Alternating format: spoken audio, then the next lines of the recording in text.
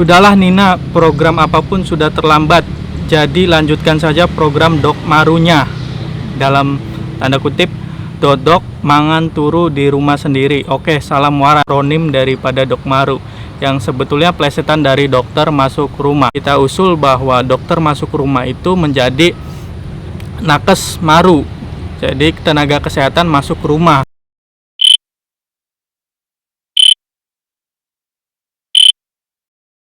Selamat datang Reangers di konten Opini Reang. Di video kali ini ya gue tertarik untuk ngebahas mengenai salah satu program dari Bupati Indramayu, yaitu Dok Maru, dokter masuk rumah. Siapa dari kalian nggak tahu kalau ada program dari Bupati Indramayu Nina Agustina, yaitu dokter masuk rumah. Dan saya tertarik untuk ngebahas hal ini karena apa? Ya karena ada salah satu pernyataan dari Reangers yang mengatakan bahwa ini begini nih, ya saya bacain. Sudahlah Nina, program apapun sudah terlambat. Jadi lanjutkan saja program Dok Marunya. Dalam tanda kutip, dodok mangan turu di rumah sendiri. Oke, salam waras. Nah, jadi ada kalimat yang cukup tertarik untuk dibahas di konten Opini Reang kali ini. Kita baca ulang, program Dok Maru, dodok mangan turu di rumah sendiri. Nah ini kan yang menjadi menarik ya, akronim daripada Dok Maru, yang sebetulnya plesetan dari dokter masuk rumah. Dan pencapaian daripada Dok Maru ini, Bupati Indramayu atau pemerintah Kabupaten Indramayu sudah merilis hasil capaian program dari program unggulan dokter masuk rumah ini. Di sini disebutkan 4.072 pasien sudah tertangani layanan dokter masuk rumah. Dan Dok Maru ini sudah dilakukan dari tahun 2021 sampai dengan 2023 sebanyak 4.072 orang. Ini masih terlalu jauh ya. Data-data yang dibacakan di sini, kalau nggak salah harusnya lebih banyak lagi ya, karena harusnya ada capaian laporan di 2024. Nah, kenapa ini menjadi menarik adalah daripada akronim Dok Maru, dokter masuk rumah, itu diplesetkan dengan dodok mangan turu, yang artinya kita nggak usah melakukan aktivitas apapun, yang cukup dengan dodok, kemudian mangan itu makan ya, makan, turu, mangan turu, jadi makan tidur. Jadi Dok Maru kalau di bahasa Indonesia kan yaitu duduk, makan, tidur, dodok, mangan, turu. Nah hal tersebut menjadi sindiran keras untuk Bupati Indramayu dalam mengelola manajemen tata kelola pemerintahan daerah, salah satu program unggulannya yang Dok Maru ini. Dan kalau kita melihat dari salah satu podcast, salah satu narasumbernya mengatakan bahwa Dok Maru itu sebetulnya bukan dokter yang masuk ke rumah. Jadi bayangkan saja, sudah bagus sebetulnya program tersebut, secara istilah juga bagus ya, dokter masuk ke rumah. Tapi yang masuk ke dalam rumah untuk melayani masyarakat karena adanya aduan itu ya bukan benar-benar dokternya gitu, melainkan tenaga kesehatannya. Dan ini juga menjadi pertanyaan kita ataupun publik, masyarakat kebanyakan, kenapa bukan dokter yang masuk. Di sisi lain juga kan kalau kita bicara tentang tenaga medis seperti dokter itu kan di beberapa daerah ya memang kekurangan dokter gitu. Dan sungguh luar biasa kalau misalkan Indramayu itu konsisten melakukan program dokter masuk rumah itu sendiri. Tapi yang ada ya mungkin agak sedikit bisa kita usulkan ya, program Dok Maru ini dirubah lah. Tapi apalah daya ya, kalau misalkan ini dilanjutkan, kita usul bahwa dokter masuk rumah itu menjadi nakes maru. Jadi tenaga kesehatan masuk rumah itu lebih cocok, untuk tidak bisa dikatakan hanya dokter doang kan yang masuk. Jadi tenaga kesehatan, entah itu dokter maupun ya tenaga kesehatan yang lainnya yang bisa menangani masyarakat pada tahap medis awal itu bisa datang masuk untuk melayani masyarakat itu sendiri. sehingga akronim dengan apa yang dijalankan itu selaras dengan apa namanya yang dengan apa program yang dijalankannya gitu. Dan ya hanya menunggu beberapa hari lagi ya berarti kalau ini tanggal 8, video ini diambil tanggal 8 Februari 2025, berarti sisa 12 hari lagi masa jabatan Bupati Indramayu Nina Agustina menjadi bupati ya, dan sudah tergantikan oleh bupati yang baru hasil Pilkada serentak 2024. Nah, Dokmaru ya kemudian banyak-banyak program-program unggulan yang lainnya nih. Ya, kita menyoroti soal program Dokmaru ini.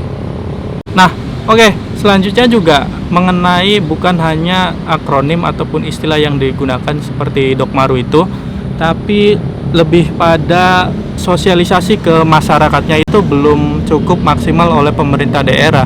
Bayangkan saja ada beberapa masyarakat itu enggan melapor atau menikmati program Dokmaru itu karena dianggapnya bahwa ya tidak gratis layanan kesehatan yang datang ke rumahnya itu, apalagi dokter yang datang kan.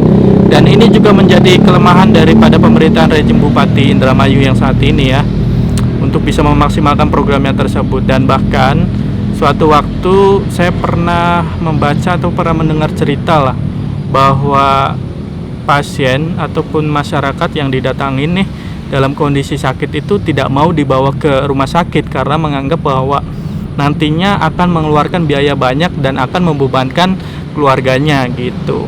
Padahal kondisinya memang harus dirujuk ke rumah sakit. Bayangkan separah itu keadaan yang ada di Kabupaten Indramayu.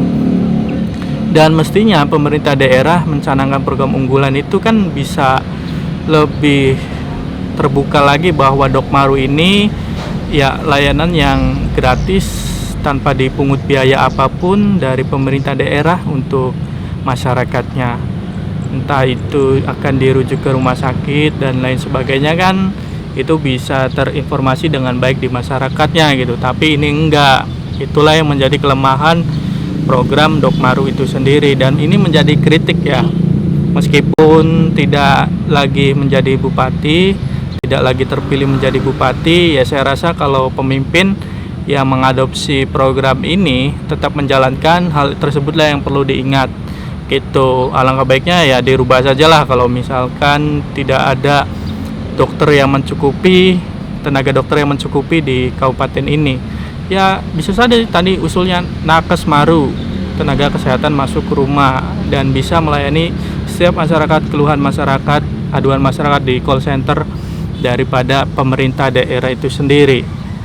Nah, saya rasa jika program-program itu baik, kemudian sosialisasinya juga baik, masyarakat kan akan bisa menikmatinya pula dengan baik.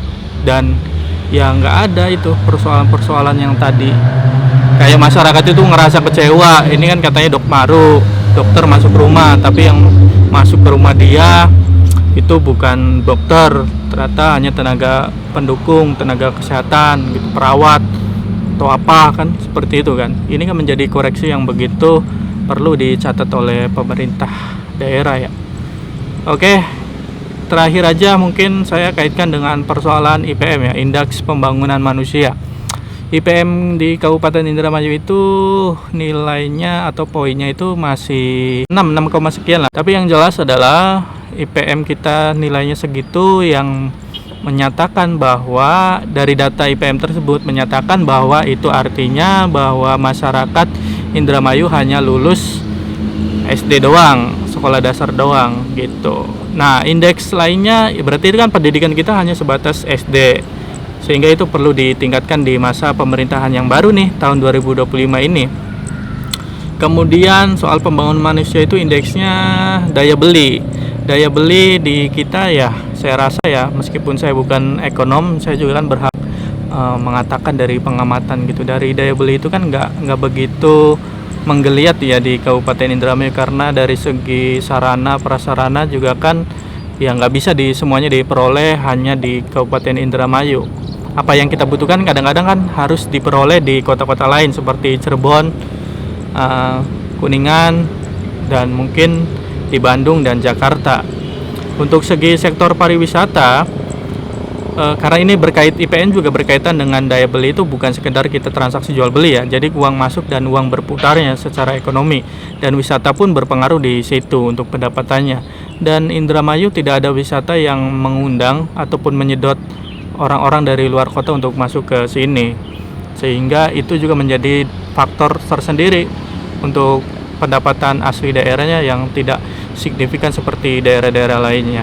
Kemudian yang terakhir berarti kesehatan ya, pendidikan, daya beli, kesehatan. Oke, kesehatan. Soal kesehatan, fasilitas daripada rumah sakit di Indramayu, rumah sakitnya itu hanya berapa ya? Di Kerangkeng, RSUD di Indramayu, kemudian di Pantura ya, RS Sentot kalau tidak salah. Ini rumah sakit yang milik pemerintah daerah ya, setahu saya itu.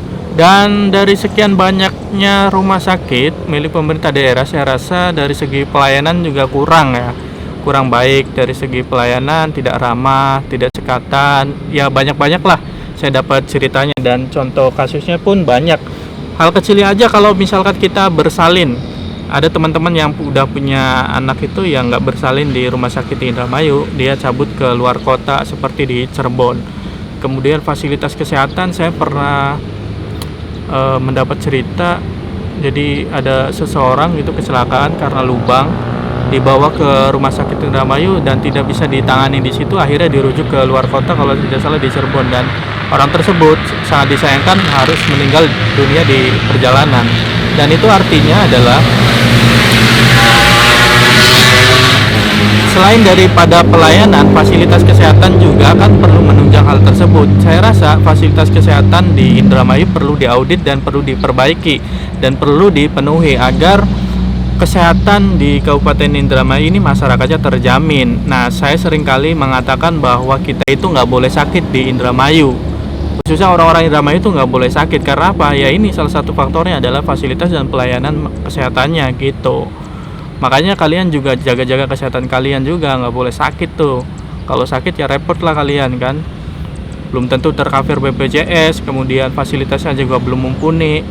Pelayanannya apalagi, kita sakit malah diomelin apalagi sebagainya kan, banyak tuh ngantri dan saling serobot, apalah banyak pokoknya. Kalian itu ya jaga-jaga diri aja. Mungkin segini dulu soal tadi Dokmaru, kemudian IPM ya di kabupaten ini. Kalian bisa diskusi di kolom komentar. Terima kasih sudah menyimak dan menonton video ini. Sampai jumpa di video berikutnya. Wassalamualaikum warahmatullahi wabarakatuh.